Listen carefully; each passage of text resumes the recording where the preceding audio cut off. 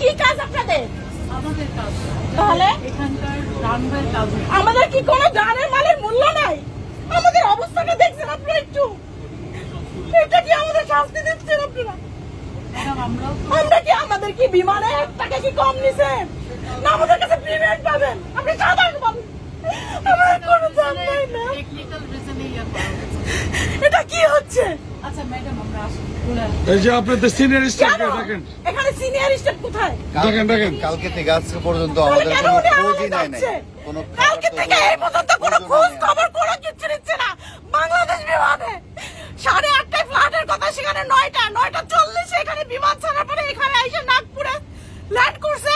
বলছে যে ওয়েদারের সমস্যা, কোনো ওয়েদারের সমস্যা না, আগুন জ্বলছে তার জন্য এখানে ল্যান্ড করার পর থেকে কালকে থেকে এই পর্যন্ত কোনো আমাদের খোঁজ খবর নেয় না। আমার বিমানের যাত্রীরা প্রচন্ড পরিমাণে অসুস্থ, তারপরে কোনো খোঁজ নাই খবর নাই। কেন এখন এখানে 2 ঘন্টা কেন ল্যান্ড করবে? কি কারণটা কি?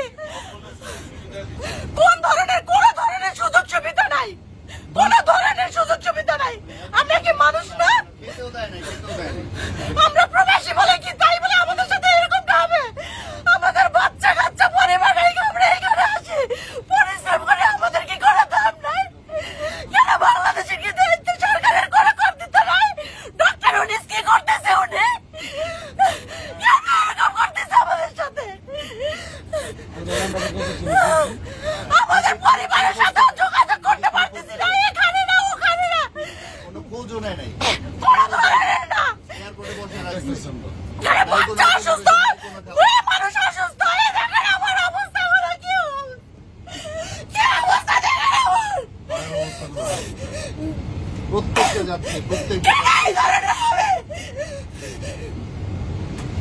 এখানে প্রতিটা যাত্রী এবং এই যে আমার ভাইয়েরা আছে, বোনেরা আছে, আমরা গতকাল রাতে ওনারা খবর নিউজ করাইছে বাংলাদেশে, ওনারা নাকি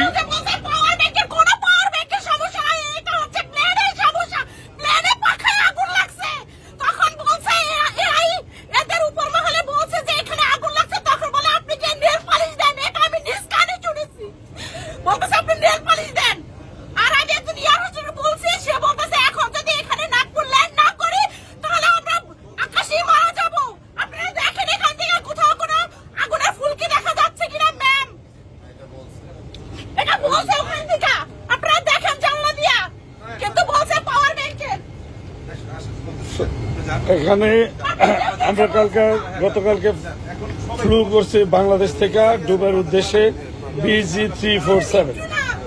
যা হোক, আমি নিজে খেলা দেখার জন্য দুবাই যাইতেছিলাম। খেলা তো দূরের কথা, খেলা কিছু দেখতেই পারবো না। আর ওনারা বলছে যে ওনারা নাকি আমাদের ফুল সাপোর্ট দিছে না করে না, এটা বলছে, কিন্তু এই যে এটা বলছে ওনারা আমাদের ফুল সাপোর্ট করছে নাকি ওনারা।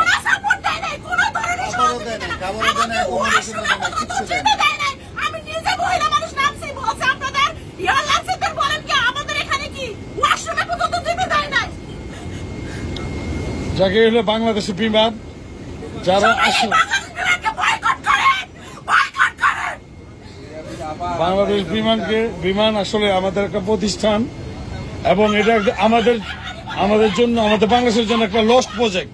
এখানে যারাই আসে তারা দুর্নীতি করে টাকা কামায়, টিকিট পাওয়া যায় না, টিকিটের দাম অনেক, তারপরে সার্ভিস তো নাই। এদের বিরুদ্ধে আমরা বিচার চাই। এবং এই উপদেশটা যে থাকো তুমি, তোমার উদ্দেশ্য করে একটা কথা বলতে চাই যে তুমি এটা তাড়াতাড়ি তদন্ত করে দেখবা। কারণ তুমি যত বড় উপদেষ্টা হও, তুমি তার আমাদের উপর দিয়ে না, তোমার মতো উপদেষ্টাদের দেখার মতো ক্ষমতা আমাদের বাংলাদেশের জনগণের আছে। আমরা যে কোনো সময় তোমাদের মতো যে কোনো উপদেষ্টাকে দেখতে পারি। তো যাই হোক, আমরা এখনো এই রানওয়েতে বসে আছি নাগপুরে।